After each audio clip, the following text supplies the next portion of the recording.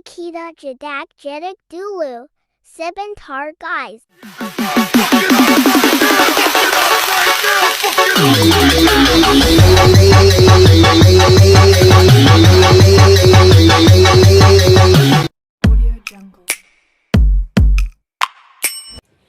Halo guys, kembali lagi bersama saya Asria Vera Nurnazilia dengan NIM 20210083. Kali ini kita akan membahas mengenai retorika. Apa sih retorika itu? Retorika berasal dari bahasa Inggris retorik dan bersumber dari bahasa Latin retorika, yang berarti ilmu berbicara. Retorika sebagai ilmu memiliki sifat rasional, empiris, umum, dan akumulatif. Rasional berarti apa yang disampaikan oleh seseorang pembicara harus tersusun secara sistematis dan logis. Empiris juga berarti menyajikan fakta-fakta yang dapat diverifikasi oleh panca indera. Umumnya, arti kebenaran yang dapat disampaikan tidak bersifat rahasia dan tidak dirahasiakan karena memiliki nilai sosial. Karena kemampuan berbicara juga merupakan kemampuan berkomunikasi juga yang sangat mendasar yang dimiliki manusia. Sejak lahir, manusia sudah berkomunikasi dengan cara menangis saat bayi.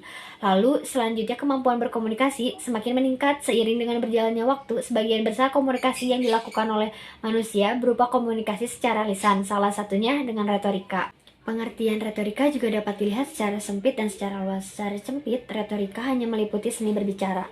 Sedangkan secara luas, retorika mengenai penggunaan bahasa, baik lisan maupun tulisan. Pengertian yang umum diketahui di masyarakat adalah pengertian retorika secara sempit, di mana retorika hanya meliputi seni berbicara. Istilah retorika pada awalnya diperkenalkan oleh Aristoteles pada tahun 384 sampai 322 Masehi. Setelah itu, istilah retorika menyebar luas dan digunakan dalam berbagai bidang seperti politik, ekonomi, kesenian, jurnalistik, pendidikan, dan lain-lain. Oleh karena itu, terkadang muncul ungkapan retorika politik, retorika pedagang, retorika jurnalistik, dan sebagainya. Pada awalnya, retorika tidak dipandang sebagai ilmu, tetapi sebagai kecakapan berpidato. Kaum sofis bahkan memandang retorika sebagai alat untuk menangkan suatu kasus. Mereka memenangkan pada pembinaan kecakapan, menggunakan ulasan-ulasan atau argumen-argumen, dengan pemakaian contoh-contoh dan bukti-bukti yang akurat, yang menguntungkan gagasan yang sedang ditampilkan. Juga mereka memilih kata, istilah, ungkapan, kalimat yang dapat menarik perhatian pendengar. Pemakaian bahasa mereka amat berbunga-bunga dengan konotasi agak negatif. Retorika kaum sofis ini dikenakan pada orang-orang yang pandai bersilat lidah atau berdebat kusir. Mereka yang pandai sekali bertutur tetapi tidak menampilkan hal-hal yang berguna atau berisi dalam tuturnya. Aristoteles dengan tegas mengatakan bahwa retorika adalah ilmu tersendiri yang memiliki kedudukan yang sejajar dengan ilmu lain. Sebagai sebuah ilmu, retorika pun menampilkan kebenaran dengan menata tutur secara efektif dan etis, bukan bombastis dan kosong tanpa isi.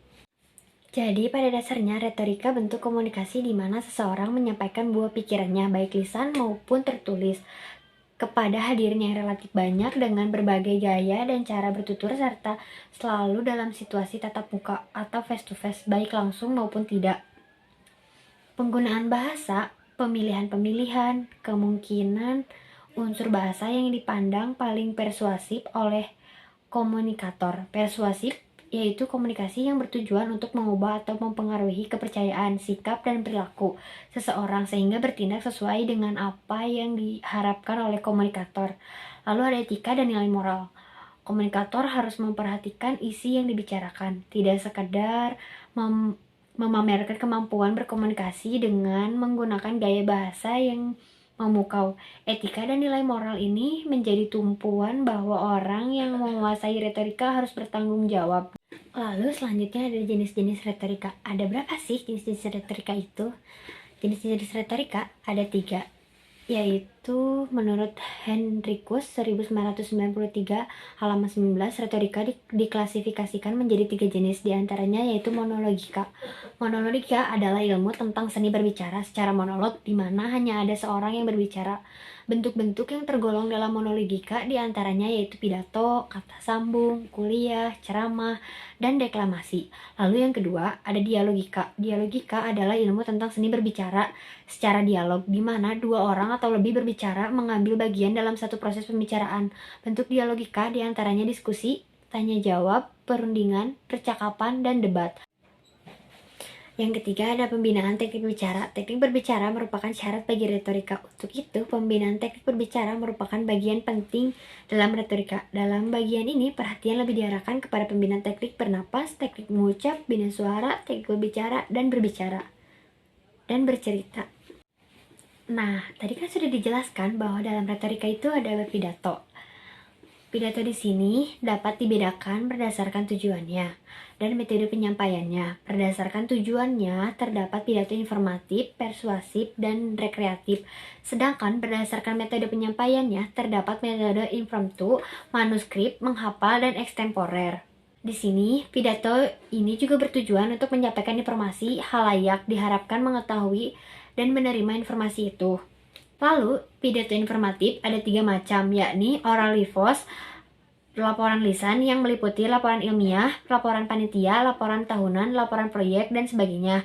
Lalu ada oral instruction, pengajaran, misalnya guru yang menjelaskan pelajaran, atasan yang menerangkan pekerjaan, atau pemimpin yang membagikan tugas kepada bawahannya. Yang ketiga ada informatif lectures kuliah, seperti ceramah umum, presentasi di depan peserta konferensi, penyajian makalah, dan pengajian. Adapun jenis pidato informatif merupakan upaya untuk menanamkan pengertian, karena itu secara keseluruhan pidato informatif harus jelas, logis, dan sistematik.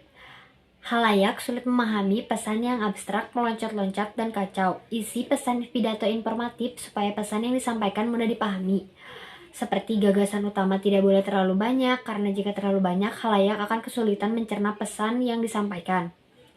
Lalu, yang kedua ada jelaskan istilah-istilah yang aneh, tidak kabur. Lalu juga ada atur kecepatan penyampaian informasi, jangan terlalu cepat atau terlalu lambat. Yang terakhir ada jelaskan perpindahan pokok pembicaraan. Berikut ini adalah contohnya. Mari kita lihat.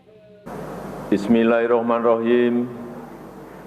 Assalamualaikum warahmatullahi wabarakatuh.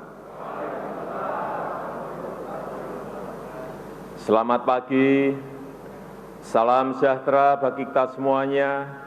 Shalom, Om Swastiastu, Namo Buddhaya, salam kebajikan. Yang saya hormati Wakil Presiden Republik Indonesia, Bapak Profesor Dr. H.C. Kiai Haji Ma'ruf Amin, beserta Ibu Wuri Estu Ma'ruf Amin. Saudara-saudara sebangsa dan setanah air, para hadirin yang berbahagia.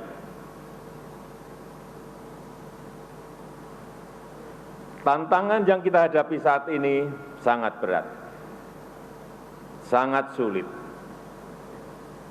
tidak mudah. Semua negara di seluruh dunia sedang menghadapi ujian yang sama. Krisis kesehatan pandemi COVID-19 belum sepenuhnya pulih. Perekonomian dunia juga belum sepenuhnya bangkit. Tiba-tiba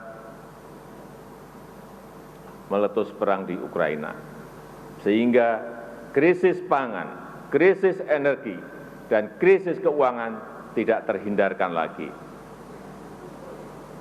Kita tahu 107 negara terdampak krisis, dan sebagian di antaranya diperkirakan akan jatuh bangkrut. Diperkirakan 553 juta jiwa terancam kemiskinan ekstrim, dan 345 jiwa terancam kekurangan pangan akut dan kelaparan. Ujian ini tidak mudah bagi dunia dan juga tidak mudah bagi Indonesia. Semua ini harus kita hadapi dengan kehati-hatian, dengan kewaspadaan. Namun, di tengah tantangan yang berat, kita patut bersyukur Indonesia termasuk negara yang mampu menghadapi krisis global ini. Negara kita, Indonesia, termasuk negara yang berhasil mengendalikan pandemi COVID-19 termasuk 5 besar negara dengan vaksinasi terbanyak di dunia, yaitu 432 juta dosis vaksin yang telah kita suntikkan. Inflasi juga berhasil dikendalikan di kisaran 4,9%. Angka ini jauh di bawah rata-rata inflasi ASEAN yang berada di sekitar 7%. Dan jauh di bawah inflasi negara-negara maju yang berada di sekitar 9%. Bahkan sampai pertengahan tahun 2022 ini, APBN juga surplus 106 triliun rupiah. Lalu ada pidato rekreatif. Pidato rekreatif adalah suatu jenis pidato yang umumnya bersifat ringan, tidak mempunyai tujuan tertentu, seperti informatif dan persuasif. Namun, pidato rekreatif adalah jenis pidato yang paling sukar dilakukan, karena bukan hanya memerlukan keterampilan berbicara, namun juga kecerdasan. Karakteristik pidato rekreatif diantaranya tidak melulu lucu, Anda berbicara tidak untuk menyampaikan informasi, tidak pula untuk mempengaruhi.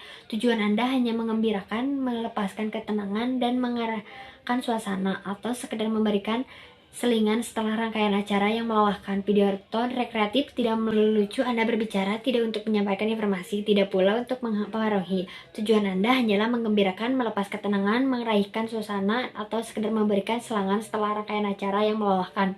Pidato rekreatif ini tidak melulu lucu, Anda dapat menceritakan pengalaman yang luar biasa, eksotik, aneh tapi nyata, aneh tapi tidak nyata.